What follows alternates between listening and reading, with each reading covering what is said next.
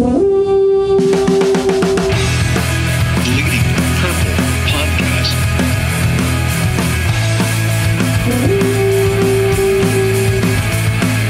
This is a 52-yard drive left pass with 31 seconds to go.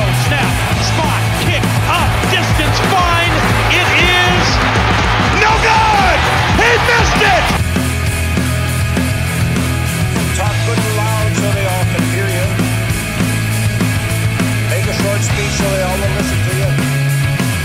Then sit down so they all will like you. Tickled his foot, he's in a good place. I want Teddy. I don't want to go somewhere else. Welcome in, everybody, to Bleeding Purple, podcast about the Minnesota Vikings. My name is Tyler, joined, as always, by Mr. Adam Patrick. Happy New Year, good sir. Happy New Year. Since we last talked, since our last episode, the Vikings shut out the Packers in Lambeau. Oh, yeah. Big story to that game was Easton got hurt and is now done for the year. And the long snapper, McDermott. Oh, yes, and McDermott was also hurt in that game, and he is also now gone. Then this Sunday, what was that, yesterday?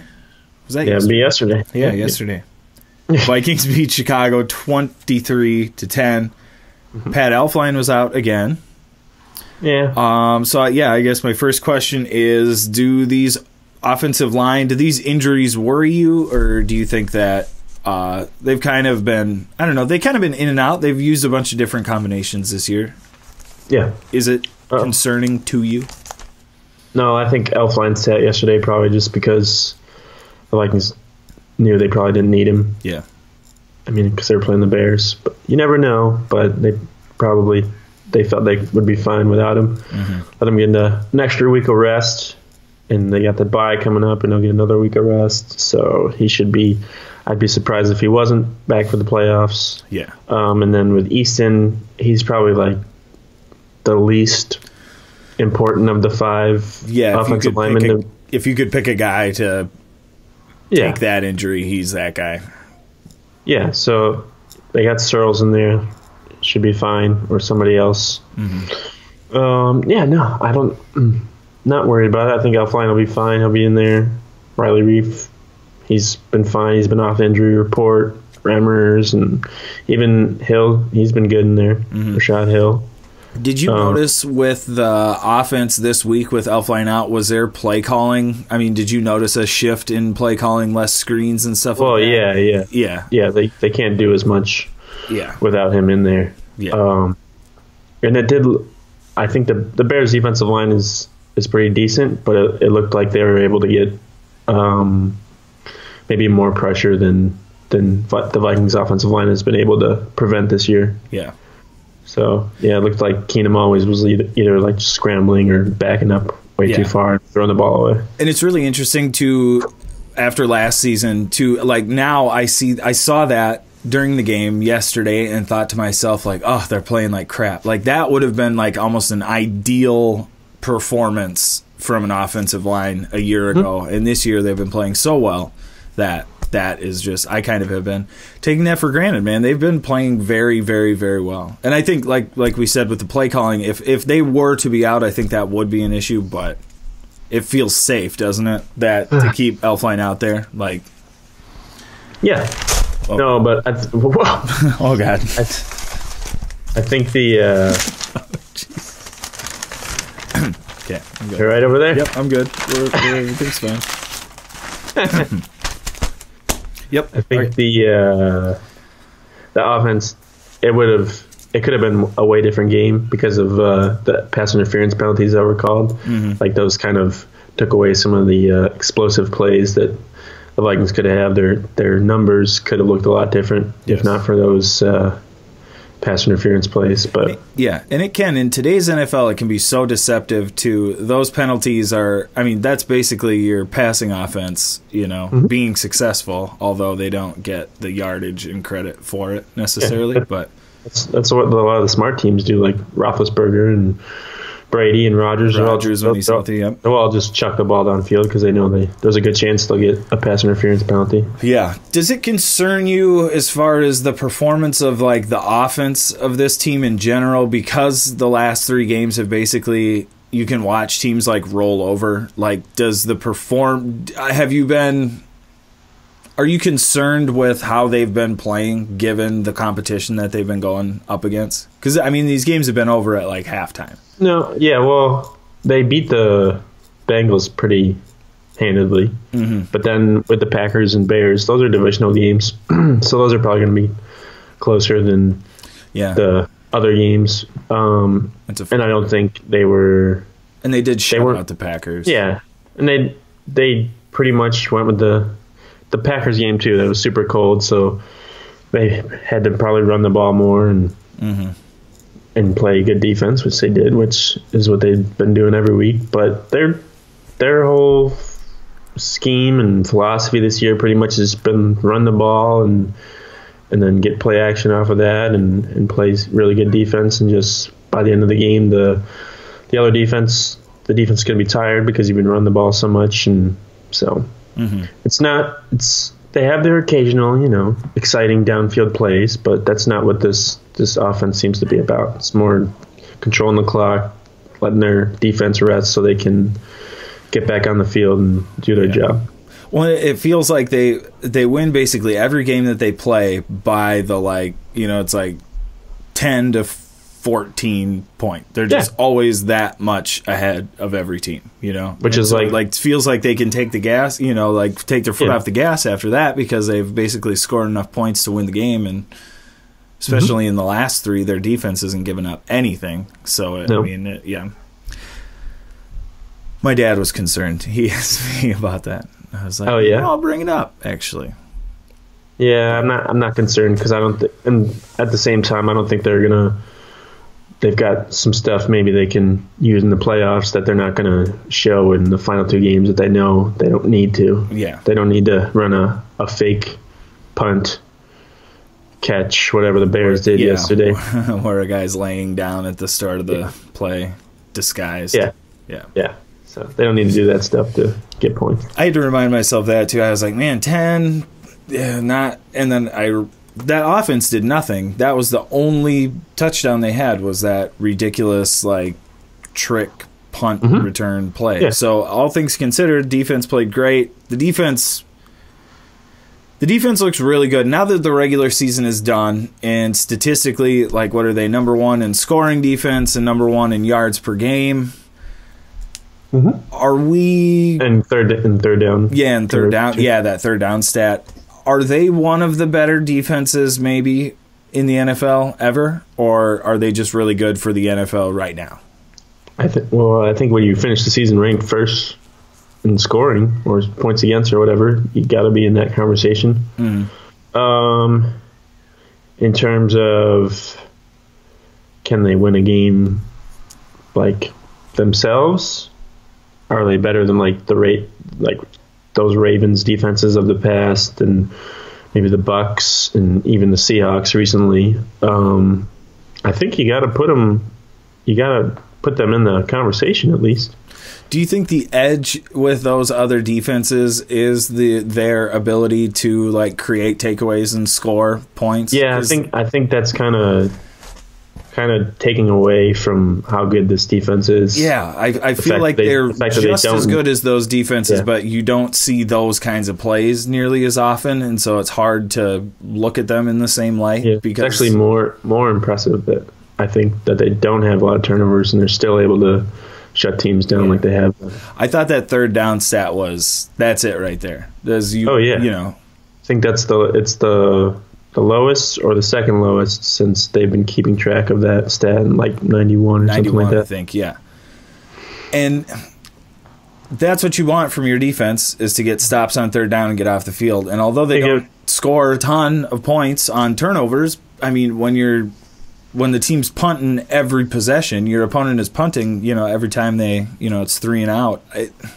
I don't know. I think they're a very, very good defense. It's definitely the best defense I've ever seen since I've been watching the Vikings. It's Better than the Williams wall. Yeah, I think so. Because with those, it was always the pass defense. You know, was Cook, and it was like guys like that who were just getting roasted at times. Pass defense has been like the franchise's problem for like the past 20 years. God almighty. What's going on? I keep dropping this notebook on them, and it's like on the microphone when I drop it. God. All right. I think I heard something today about the Ravens defense, like the 2000 team or whatever. They had like 48 turnovers that year. So God. I think the Vikings have around maybe 20 something this year. Yeah, and it's, I don't know, it's a lot like they had like Ed Reed and Ray Lewis. Yeah, well, it's a lot like the MVP talk. It's the my kid is running around screaming. It's a lot like MVP. You know, it kind of depends on your definition of, you know, what is the best defense, who had the best defense. Well, what's your definition of the perfect defense? You know, that changes, because if you don't need your defense to score touchdowns or aren't looking for that, then the Vikings could be your squad. I don't know. I feel like they're really you can good. put them in. You can put them in the argument, just like you can put Case Keenum in the MVP argument if you want to. Oh, that doesn't make me feel as good now. Good. Well, I have such a hard time putting Case Keenum in the MVP of the league. Oh, me too. But I mean, there's an argument to be made too. Yeah, I don't know. I like the defense more than I like Case Keenum. When you're looking at, I guess. I guess when you're looking at who the other candidates are this year, that are healthy, I guess. Yeah, because you got Brady. Yeah, I saw Colin Cowherd had a Carson thing that was Wentz. like, it's Brady's, and it's just because there's nobody else. There's nobody else that can take it. You know. Yeah, pretty much. But I mean, he's been good too. Yeah, he has. I mean, if there would be if Garoppolo was healthy, or if Garoppolo played the whole year, he could have been in there too. What do you think San Francisco's record will be next year? Do you think they're like an actual legit team with him playing? I think they'll have at least 10 wins. Playing the Vikings next year, come to Minnesota. Really? Yep. Man, I don't know. They've been so bad though. What is their defense? I can't name anybody on their defense. Who plays defense in San Francisco? They just got they drafted somebody last year, defensive tackle. Okay, like the third pick. I don't know.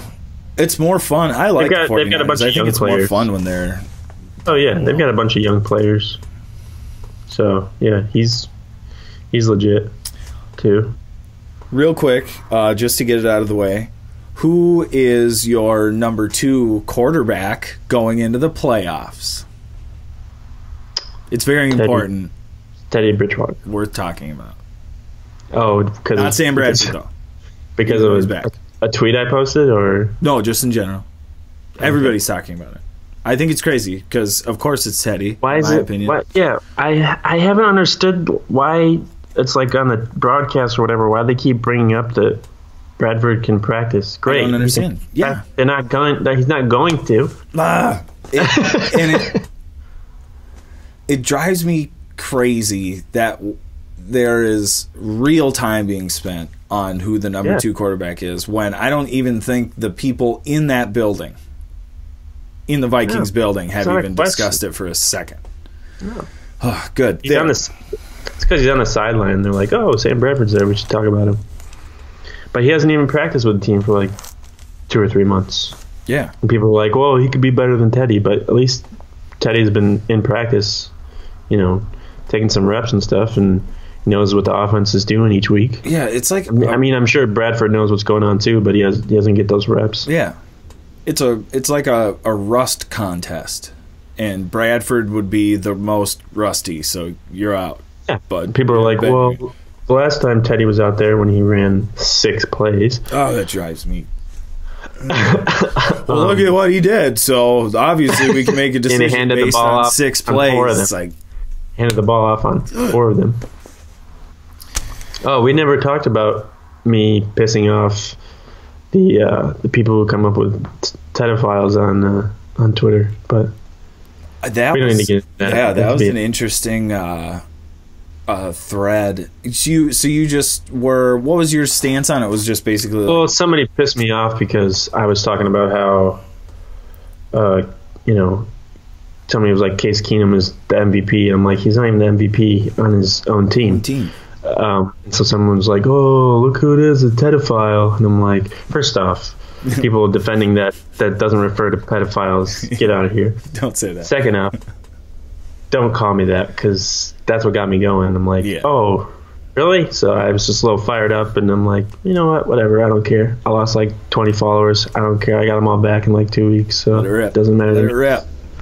I don't even care about followers, actually. So there's just no. That's right down the line of like, stick to blank, as like a Twitter argument. It's like sports. Yeah, it sticks. Whatever. Yeah, it makes me crazy. There's just because if you talk about sports, you know nothing about anything else. And the fact that it's like you're on Twitter, you have an opinion on it, but I don't get to. That's the thing. That's why we're all on here, dude. People called me a race baiter because I said something like that. I didn't even mention race in my tweet or whatever, and people are like, race baiting, and I'm like, well, if that's on your mind, then maybe maybe that tells you something. That sounds like you're going fishing, buddy.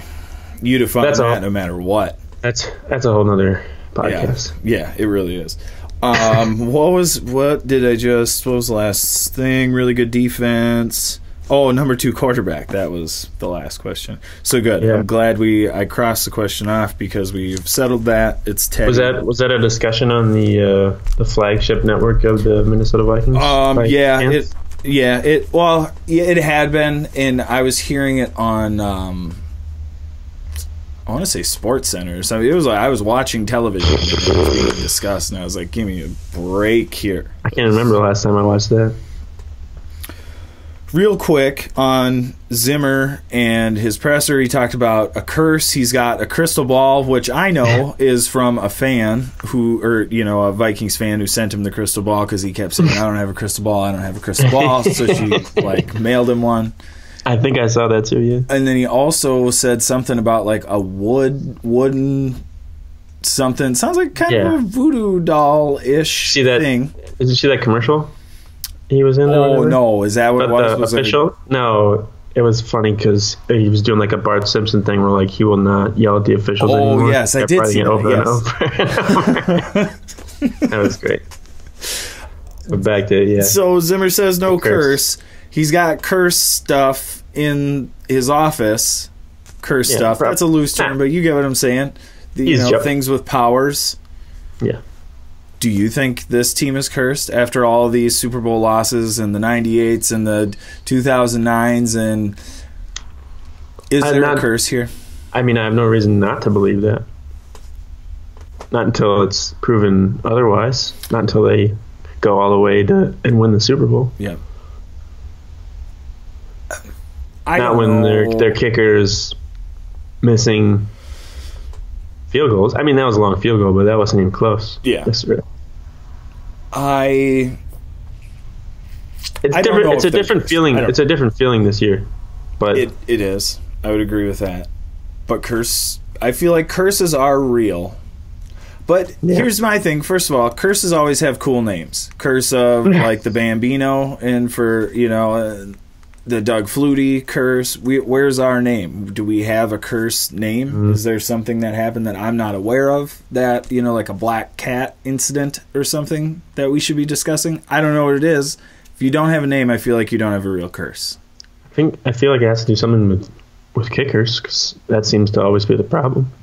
What did they do to a kicker at one point? I don't know. Chopped off someone's foot. I don't maybe. It feels bad enough. It's to compare this franchise to the Red Sox, like, because they both have been successful, but have never couldn't win them anymore. No, not anymore, because Boston won. Yeah, it's been a while. Yeah, maybe the Cubs. Yeah, maybe the Cubs. Well, they just won 2. Yeah, I don't even know. Cleveland? No, they just won 2. Not the Bills Browns, just made the playoffs. Yeah, Bills just made the playoffs. The curses are made to be broken. All right, yeah, let's break it down like this. I don't think there's a curse, but if there were a curse, curses are made to be broken like records, and so we're good. because we'd break that curse anyways. Yeah. I'm feeling very confident in this team, but I will say that the idea of a curse scares me a lot, and their long snapper's out, and the kicker looks like garbage. When Kai Forbath tries to kick a 55-yarder, and it looks like the ball weighs about 800 pounds, and he's never kicked it before. And it has a boomerang on it. Yeah, yes, exactly, and it's weighted way heavily to the one side because there's like a wobble that he gets that I've never seen before. And then, although Chicago he did really kicker well. comes out to kick his 55-yarder. Yeah. Oh, beautiful. But it's weird because Forbath made all his kicks in Green Bay when it was like slippery and cold. Yeah. But he gets inside and can't kick the ball well. But it terrifies me, but I didn't notice anything. They had the new long snapper in yesterday, and I didn't notice anything bad about what he was doing. I talked myself off of a ledge on this one because I was starting to panic about it, with the curse and the long snapper. But if Morgan can come in with like virtually no experience and do what he did, then we're fine. We could just find somebody to do that. Not that I would want that to happen, knock on wood. But Mike Morris. You could find someone to come in and be a long snapper and not have it curse the team forever. I don't know. Curses scare me a lot. I hope this team isn't cursed. The thing is, if they don't win this year, I still think they're in good shape to be good for the next few years. The way their team is built. Yeah. So I think they're built kind of like how the Seahawks were for the past 5 or 6 years, where they can go on a run for a couple of seasons. And I was also looking at the rest of this division because Detroit just fired their head coach, and Chicago just fired their head coach, and Green Bay just fired their defensive coordinator and a bunch of assistants. And gave their GM a different position. So we might be shifting. Yeah. Towards the top for most of the... To be able to hang out there and be consistent. Because I feel like that's how teams like New England stay so successful, is that they're in divisions where, if you're playing the Browns twice a year, you're already in such better shape than a team that has difficult division games every week, And I feel like the Vikings for the longest time have had to face, it's like a really tough... Not that Detroit was really tough, but they were annoying for a couple of years there. They still are. Yeah. They still are. Green Bay is horrible. They always beat us.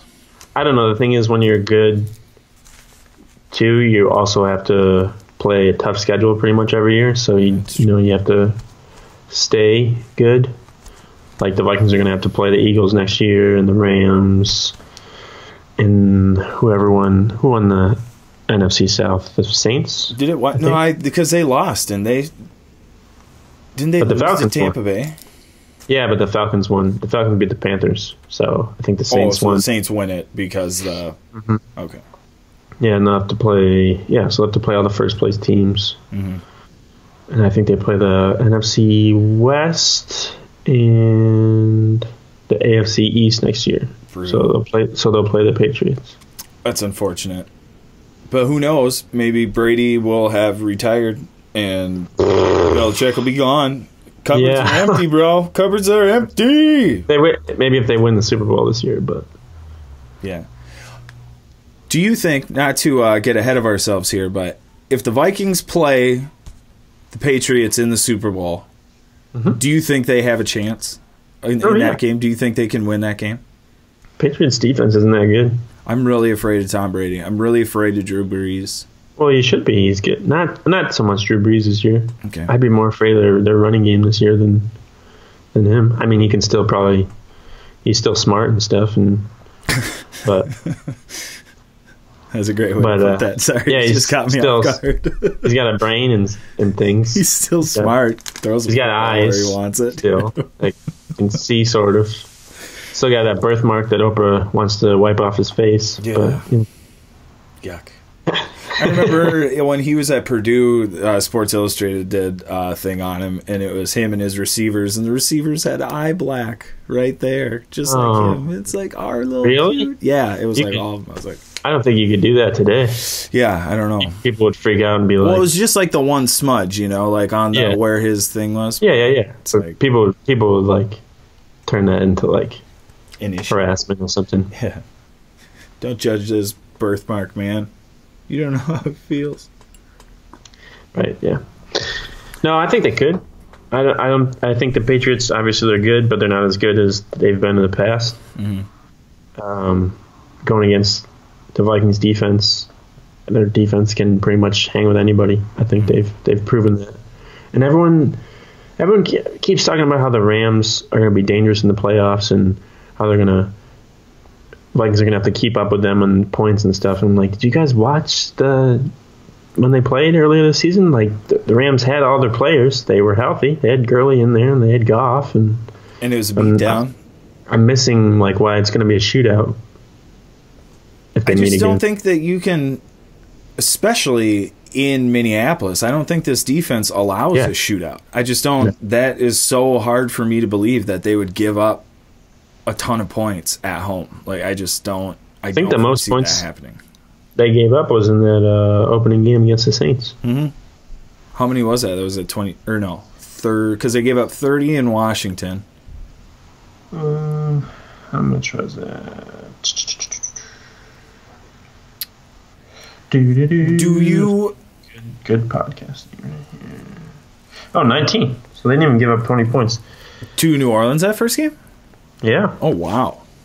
They have not given up 20 points at home this year. Yeah. That's what I'm saying. I just can't imagine a scenario where a team comes in the playoffs and scores a ton of points. I think they're in really good shape. I'm really excited. As far as the playoffs go, well, let's ask this one first. Of the 4 teams that are going to be playing each other in the NFC in the wild card, New Orleans, Carolina, Atlanta, LA. Well, the Vikings don't have to worry about Atlanta for the divisional round. They can't play them. Oh, okay. Sweet. So only those 3. Who of those 3 are you most afraid of? And I don't mean afraid, but like, who do you think the Vikings have the toughest time matching up against, or like, what would you be most concerned? Probably the Panthers, because they're the only team that beat them. I think you have to go with the team that beat them. Head-to-head record. That's deep analytical statistics. Oh yeah. There. But, well, I mean, they beat them, so they did. It's true. Do you think that if they played again, though, that they would lose? I think the Vikings win that game. I feel like I'm more afraid of New Orleans because the Vikings beat them the first time. And now New Orleans coming back is looking a lot different, a lot better, much scarier running They just backs. lost to the Bucs. Yeah, but... They almost lost to the Bucs. They lost to the Bucs. They lost to the Falcons. They almost lost to the Jets these past couple of weeks. So I don't think they're as scary as they were maybe in the middle of the season. Okay. And then the Rams. Maybe I'm doing that. Maybe I'm just holding on to 2009 Brett Favre, 2009 Drew Brees, and the middle of the season Saints run. That was so scary. 8 years ago.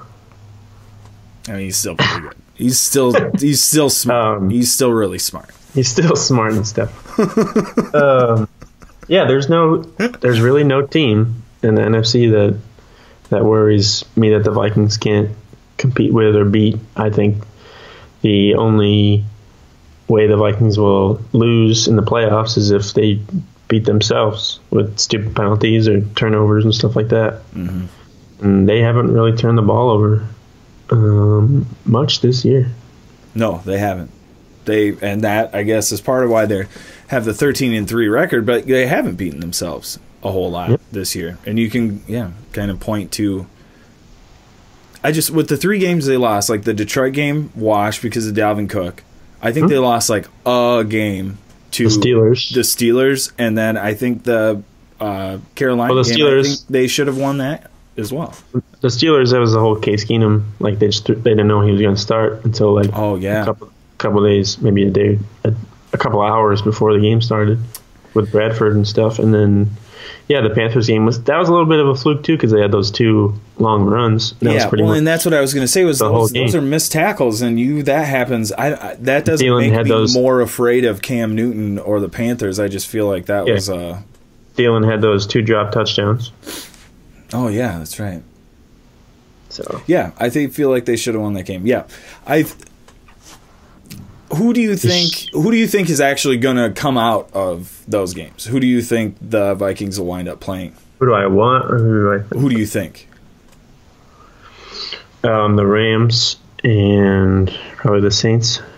So the Vikings would play the Rams. Would play the Rams. I was going to say no, wait. because they they play the Saints after that, don't you? Yeah, they would play the. No. The Rams are the 3rd seed, so they would play the Rams are the high seed, and so they would reseed them afterwards, so that the Vikings would play the highest seed, right? Yep. Yeah. Okay. But what I want is like a revenge playoff. So they play the Saints first, and then they play the Falcons in the NFC Championship game, and then in the Super Bowl they play the Steelers, who did defeat them in a Super Bowl in the past. So and just exercise all the demons, squash all the curses. Get Fran Tarkenton and Purple People Eaters in there for the Super Bowl. Bud Grant.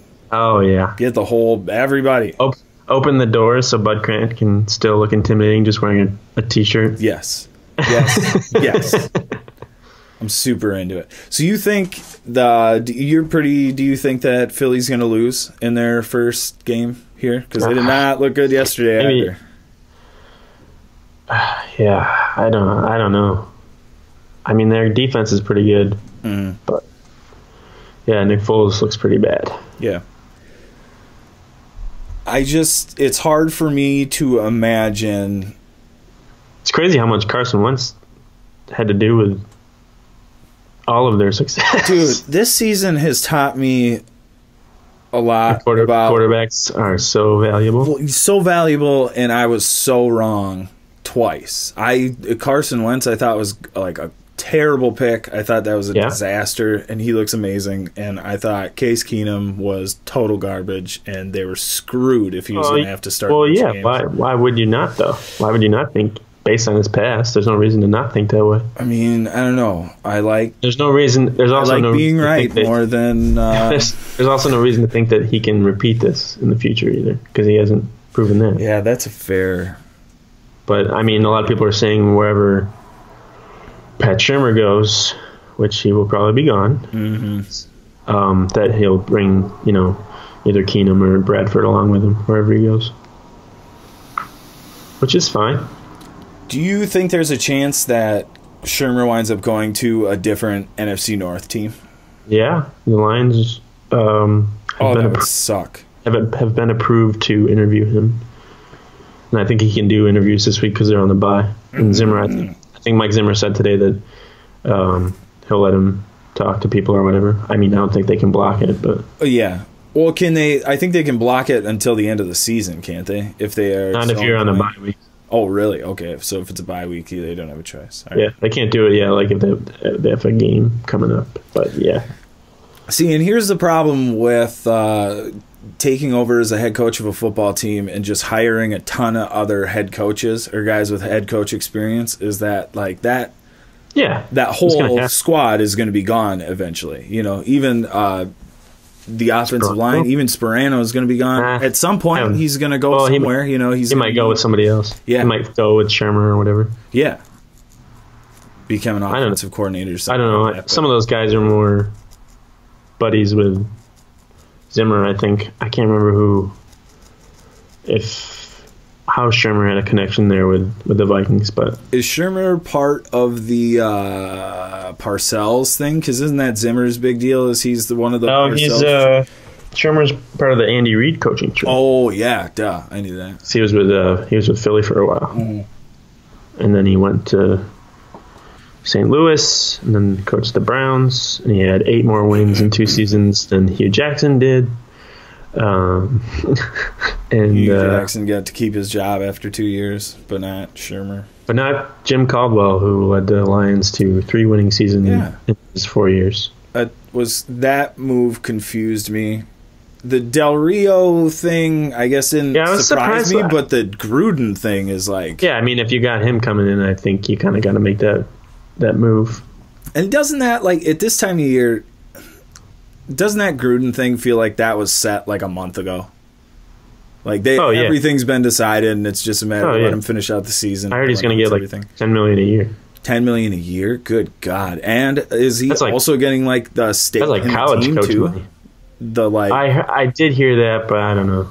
I don't know about that. That would piss a lot of owners off if they did that. Oh, yeah. That would not make the club happy. But it's also Davis, and the Davis family have been pissing off NFL owners since going to Vegas. Since the way back. Yeah, exactly. Going to Vegas. Screw you guys. I know, but I think that'll be good. But I guess he's still calling. He's going to still call the wild card this weekend. It's like the Titans and Chiefs or something. I'm not going to be watching that. Real important question: who's going to take over Monday Night Football? I know. I was thinking about that too.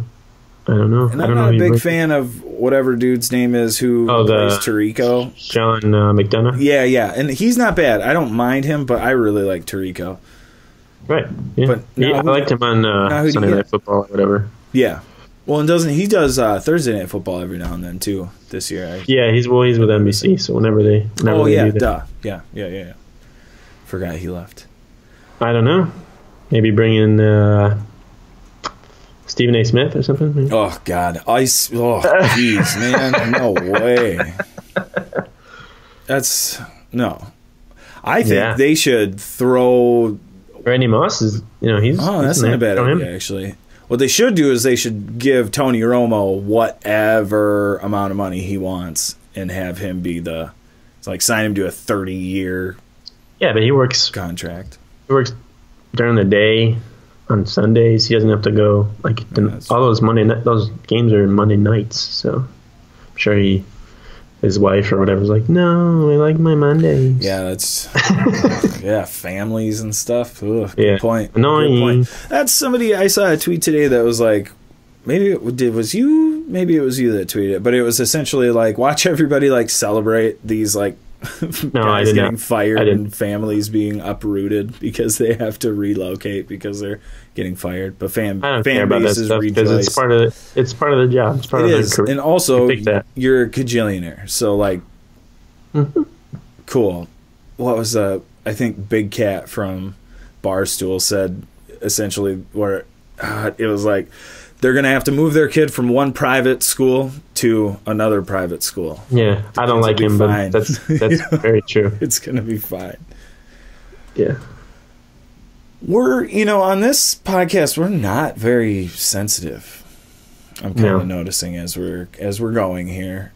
Takes a lot. We ask questions as though we think in sensitive tones, but we don't really. We always shoot them down.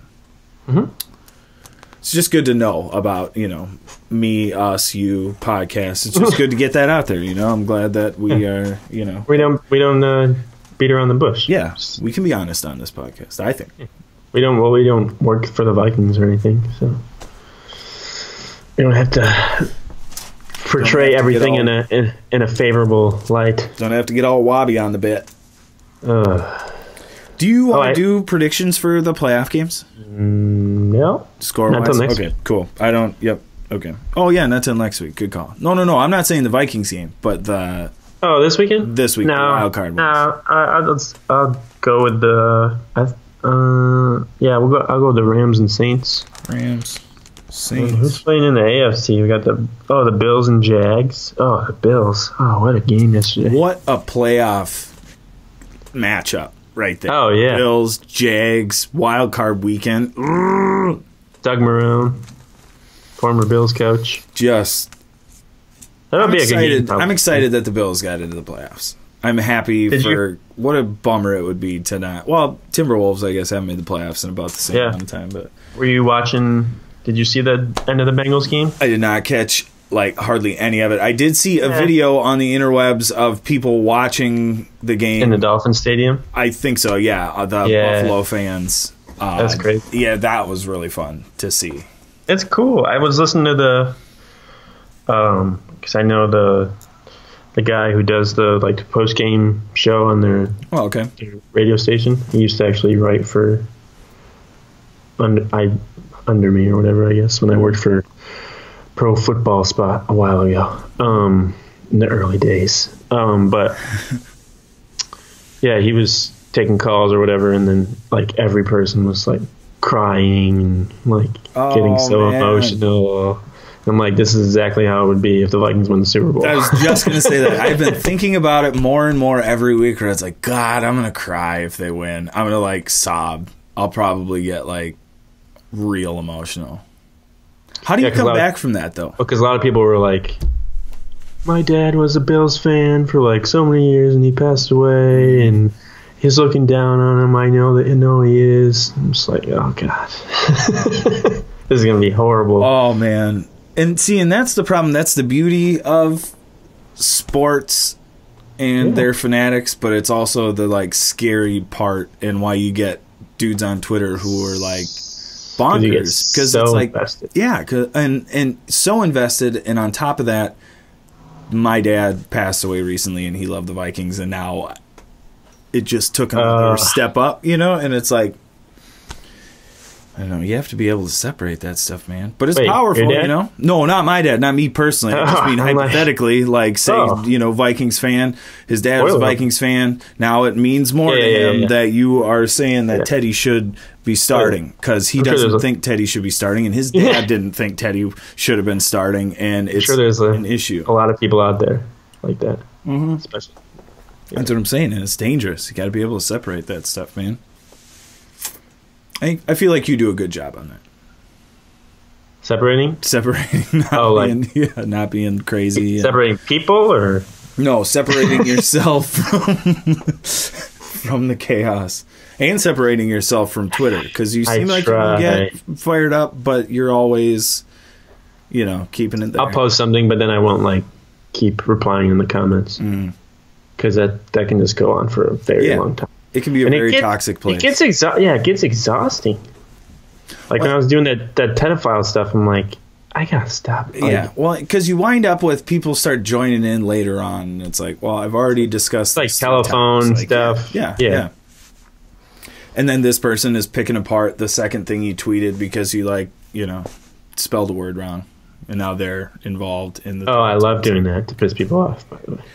Drives me crazy. You're one of those people, aren't you? I'm only one of those people when I know it's going to piss them off. If they're trying to make a point to me, and I'm like, well, learn how to spell. It's a fair point. There was one girl that on Twitter, whether you like it or not, that was calling me a race bait or whatever, and she had NASCAR and stuff in her bio, and she spelled of course wrong, so she said you gotta get in there. You're race baiting or whatever. So I replied, I quote tweeted or whatever, and wrote how she spelled of course. I replied it with that, and she didn't even realize that I spelled it wrong. I had no idea. What do you mean of course? That's the kind of people, it's the kind of people you deal with on Twitter. They're all walks of life, especially nowadays. And their vote counts just as much as your vote when it's time to do important stuff like that. Yeah. But do you have any burner accounts? Do you have any Twitter accounts that you use to support your other arguments? I don't either, but I've considered starting one recently because I feel like that might be good for me. Your other arguments, what? No, I'm just saying if I ever got into a Twitter argument. Oh, and someone come in. Yeah. Oh no, I still had people. No, I had plenty of people defending what I said and stuff. Pretty much everyone. But there was just those few people that were blah, and then I had to sneak on.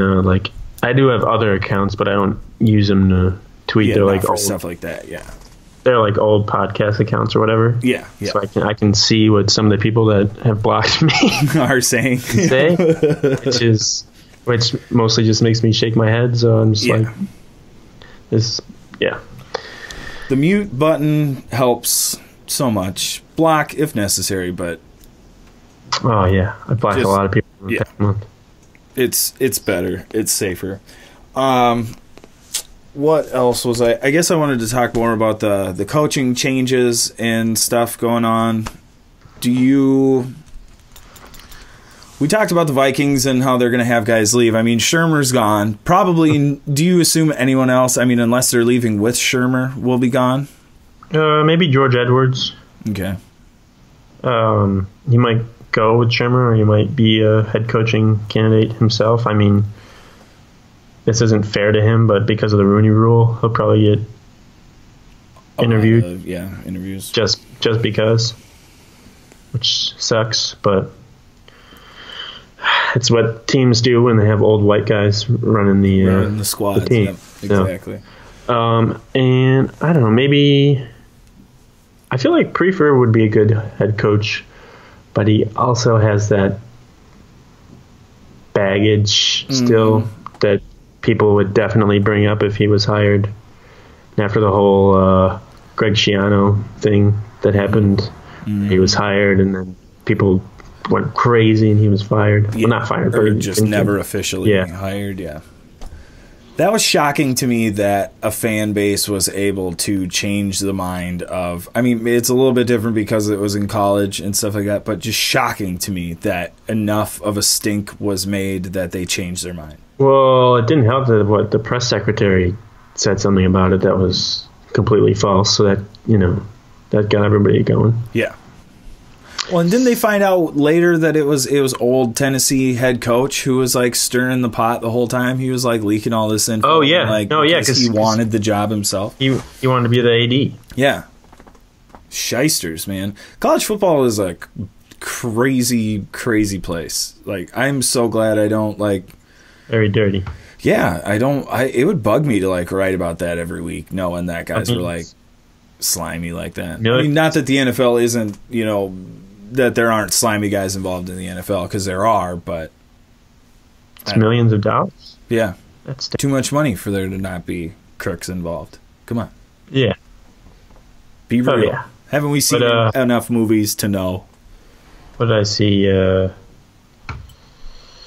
I saw when there's been stuff floating around about Pete Carroll possibly retiring. Mm-hmm. They're like, that means there's probably going to be some sanctions coming down on the Seahawks. I was so happy. I was so happy when I tweeted that, and I was like, woo, that's a great joke. And then I scrolled for 2 seconds. Everybody had the same tweet, 6 of them, one after the other. I was like, God. It's funny.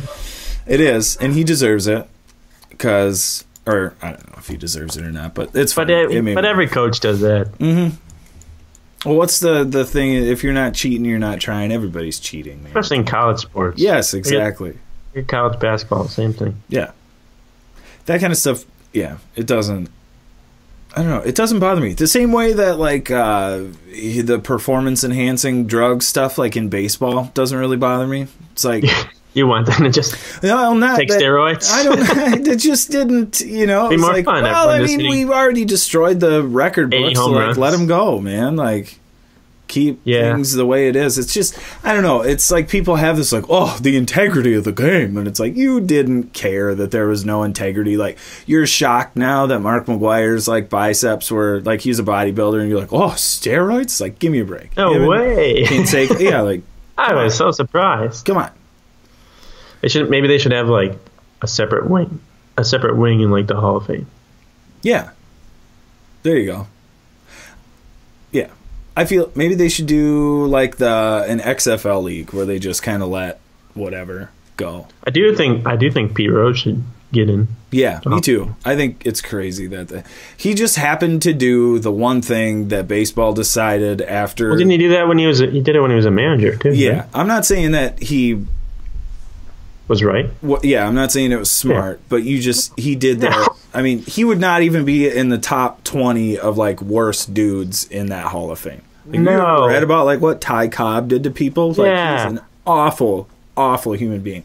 And Pete Rose just, I'm sure Babe Ruth did some horrible things. All of them did.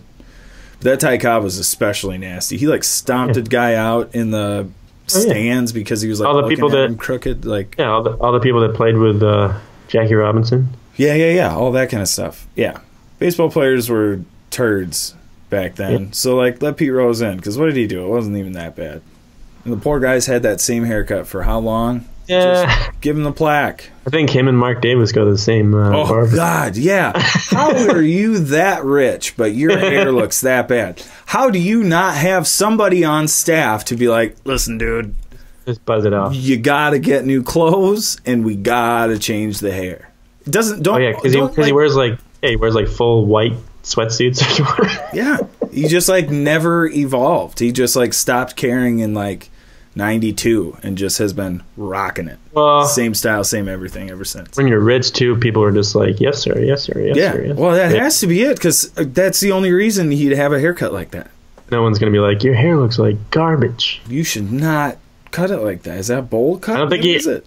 I don't know if he's married or not, but I mean, somebody probably would marry him for his money.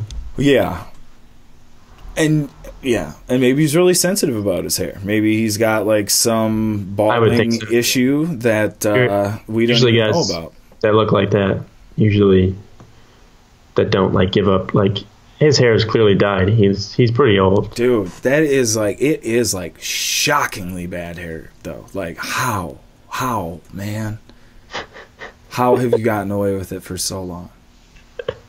It really is. Like, it's mesmerizing to me. And even the guys, like now, every now and then you'll see an older gentleman with a mullet and you think to yourself, how did he make it through the, like, when there was the big mullet phase where everybody knew what it was and it was a joke to everyone. Like Jared Allen. Yeah, it became ironic. How'd you get through that, man? How did you never cut the mullet when people were saying cut the mullet to you? Strangers at the mall were saying cut the mullet to you. Well, when you live in Alabama your whole life, it's hard to. Is that how it happens? But where does Mark Davis live? How is he? I suppose gated community. He never goes outside. You see his skin?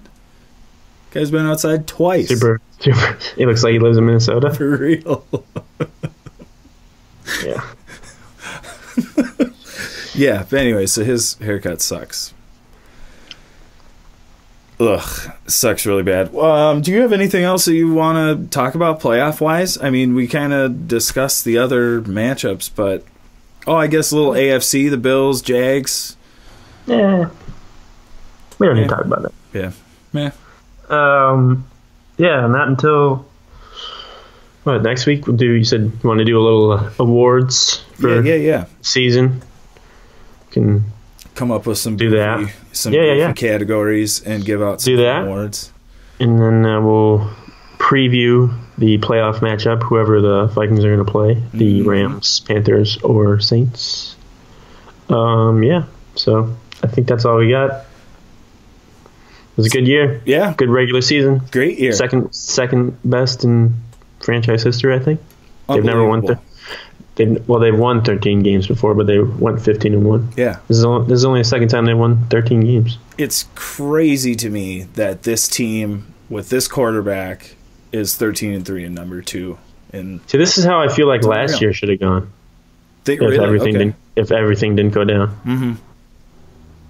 I was so, I don't know if gun shy is the right word, but like it was hard for me to believe that this team was going to be anything better than like a little better than me. 10-6. Yeah, maybe get into the wild card round. Probably lose in the wild card. Yeah, I don't know. Zimmer set up. Zimmer just gives you like a different mentality or mindset, I guess. Just like, we're gonna do this. Yeah. Okay. And now I find myself doing the same thing where I think about like, who are they going to play? How is this going to go? They're all at home. All the teams are not scary. Yeah. I mean, you saw what he said after the game, didn't you? Mm-mm. Where he said, it was the post game speech, and he was like, "We're not leaving this place." So he doesn't even think they're gonna have to play the NFC Championship on the road. So. I don't think so either. It makes me so excited again. All right. Good talking to you, sir. Happy New Year. Yeah. And we'll talk to you next week, man. All right. Later, buddy. Get some rest, Vikings. Yes. Rest up. Please come back healthy, Alpha. Let's go, Vikes. Bye.